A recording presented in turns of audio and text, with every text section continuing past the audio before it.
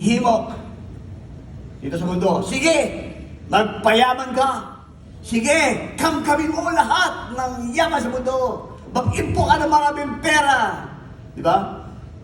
Magsumikap ka na maging matagumpay ang katayuan mo sa buhay.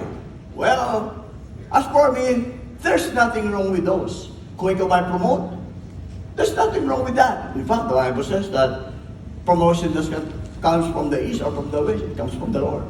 And God is pro-promotion. But on the other hand, when you come to think of it, sa kabilang banda, no? Paano naman tayo tutungon sa panawagan ng Diyos na kung saan, paano naman natin gagamitin o sinasabi ng salita ng Diyos na paano ka naman mag-iimbak ng iyong yaman sa langit na habang ikaw ay narito sa ibabaw ng ito.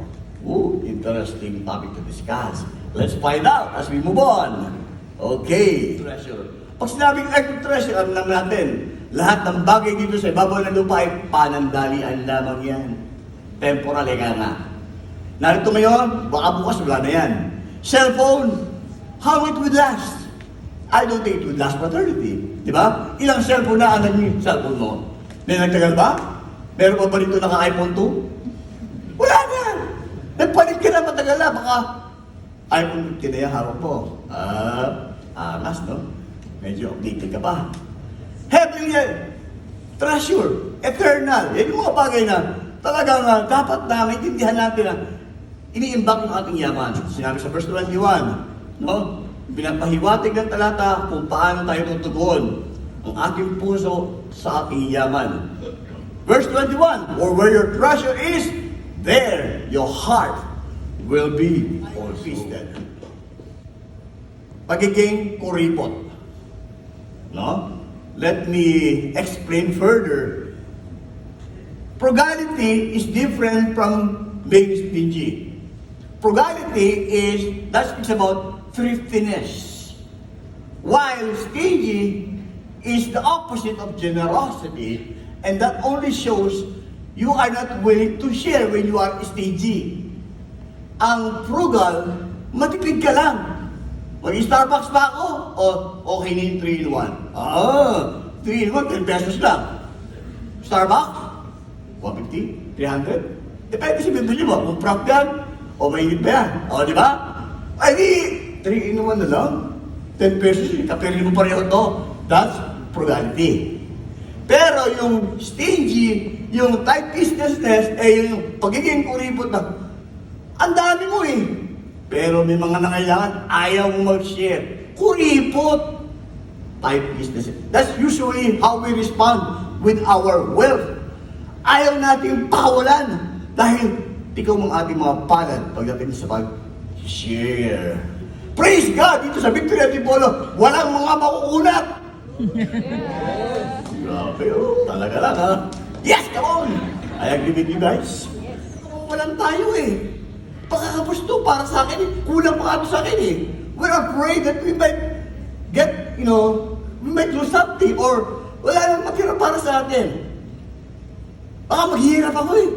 Paano kung wala na ako? That's a wrong mindset. So it's a worldly perspective. Why is that? Mali po kaisipan yun dahil iba po ang itinuturo ng Biblia sa tangkawikaan sa Proverbs. Pakita natin. Diyan. Proverbs chapter 11 verse 24 ang salita ng Diyos. Ang mga taong magbigay ay lalong hindi ka maghihirap, kapatid. The more you give, the more you will receive. God loves a cheerful giver. Okay? So yan sinasabi ng Biblia. Ngunit, ang in comparison, ang mga taong sakin, naku, yung mga stingy daw, ay hantaw sa kahirap. Yung mga maramot ang naghihirap. Pero yung mga palabigay, asahan nyo. Yayaman kayo. Hindi naman po tayo nagbibigay na, bibigay para yung mga daw. That is not our motivation, no? But it is what the Bible says. The principle of sowing and reaping. What you sow, you will reap. And that means to say, you don't have to be scared of losing something. But for those people who are tight-fisted, they cannot just let go of anything that they value. knowing that what you have right there doesn't belong to you. It belongs to God. It came from God 100%. Tama po ba? Kaya Lord din naman yan eh.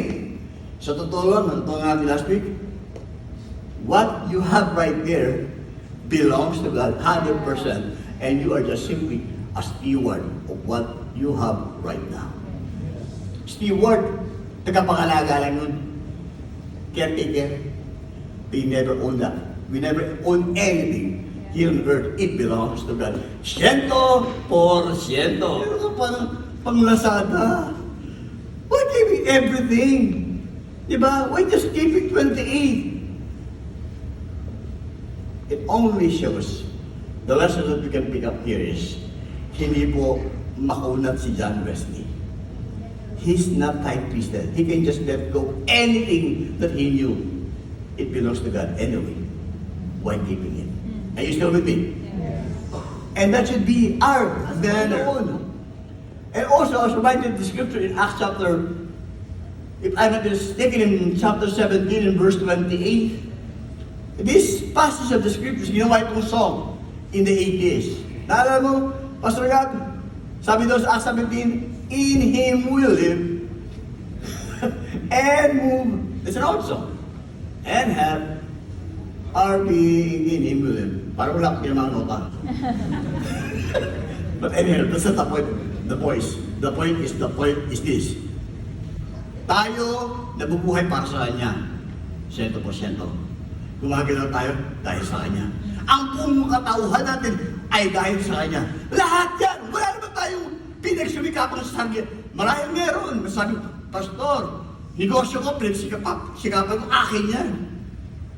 Kahit pa ikaw ang nagsumikap dyan, tandaan mo, Diyos ang nagbigay sa iyo ng abilidad para yumaman. God, the one that gives you the ability to produce wealth. Talino, kalakasan, proteksyon, lahat yun nanggaling sa Diyos. Wala ka talagang meron na nagmula sa sarili mo. It is 100% belongs to God. Kaya tandaan natin mga kapatid, ay, pahabang buhay na ito. Hindi po yan totoo. Ang sabi po ni Alexander the Great. Do you know Alexander the Great? Kilala niyo po ba? Pagtapos sa service, papakilala ko po kayo. Alexander the Great. Iiwan mo yan. Gaano mong kahalaga, kamahal, ka-valuable, ang lahat ng pag-aagyo mo na meron mo ngayon. That someday, you are going to leave them here on planet Earth. You cannot keep all of those. Pinapamunahan natin. In the scripture in Matthew 6:33, seek the kingdom of God above all else and live righteously. And He will give you everything you need.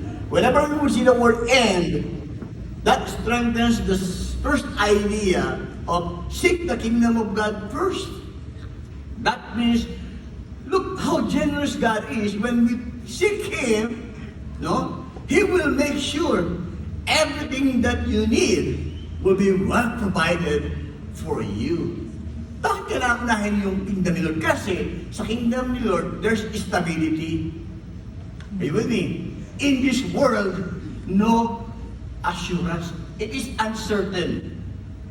Kaya sinasabi ng Diyos dito sa kanyang talata ng binanggit sa Matthew 6:33, unahin mo ang kaharian ng Panginoon. Mga bagay patungkol sa kaharian ng Panginoon. Mga bagay tungkol sa kalooban ng Diyos. That's what you have to put first. Then, God is not a KJ. He's not a party pooper that means to say He wants you to enjoy life. That's why He said, then I will give you things that you would like to enjoy.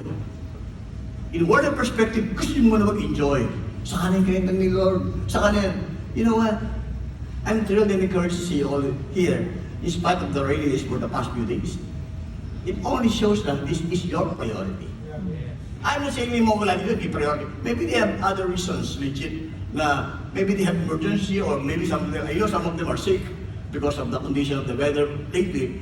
Okay lang yun. Pero kung yung ugali mo talaga, wala kang planong pumunta ng simbahan, kung meron ka pang oras, hindi talaga priorities Lord doon.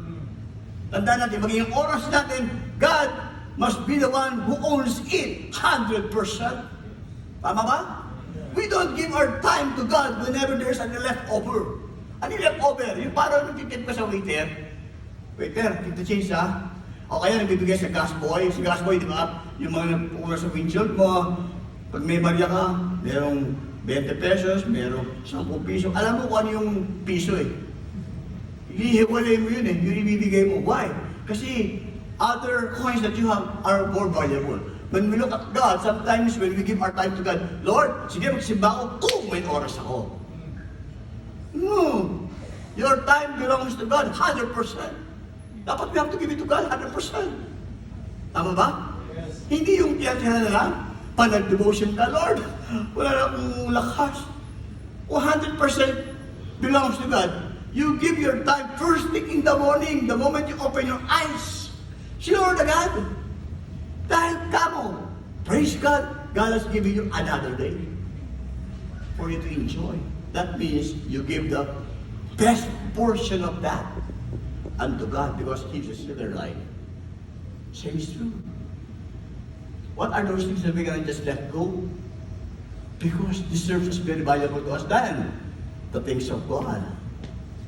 And I hope we are not twisted. We can just let go of those things that we have in this life.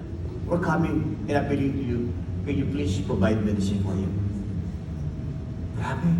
When I heard that, I said, Lord, you know, without thinking a second thought, that president of 700 Club immediately said, I am willing to provide and support him with the medication until he gets better. For the last 18 months, we're getting money from 700 Club. Every week, we remit money, they send money, and we're buying the medicine. And I got better 18 months then. Imagine, because of that help, I won't be here today where I am right now. If not for the help of someone. Lord, thank you na lang. Meron mga taong may puso, ang kalooban ay para tumulong at magbigay. Just imagine that every single person that you are helping, imagine just like last Tuesday, Wednesday, baghapon muna ng Lunes, ano ang reaction ng church? Let's gather together. Have our relief to be sent immediately. Walang patumpik-tumpik. Hindi na, kailangan ba talaga? Sayang naman, wala yata tayong budget. Baka, wala ganun. Immediately, we respond to it because we realize we are touching lives of people. Amen. We proclaim the gospel by demonstrating the love of Jesus Christ in a practical way. Sending them ayuda, help to bless them. And I believe, one or the other, we all know that we are laying up our treasure in heaven by doing so. Amen. Kaya mga kapatid, let's continue to do that. I encourage you, thank you for our hearts. Because once God has gotten our wealth, He has gotten our hearts as well. Because that's where your treasure is, there your heart will be wholesome. Pag ang puso mo ay tinangay ng pera, malamang buong buhay mo, papangayin na rin ang pera. But praise God. Here in the church in Victory Antipolo, we're the kind of people we realize, Lord, we would like you to be honored with our God. Amen. Let's all stand up on our feet. Tayo po tayo.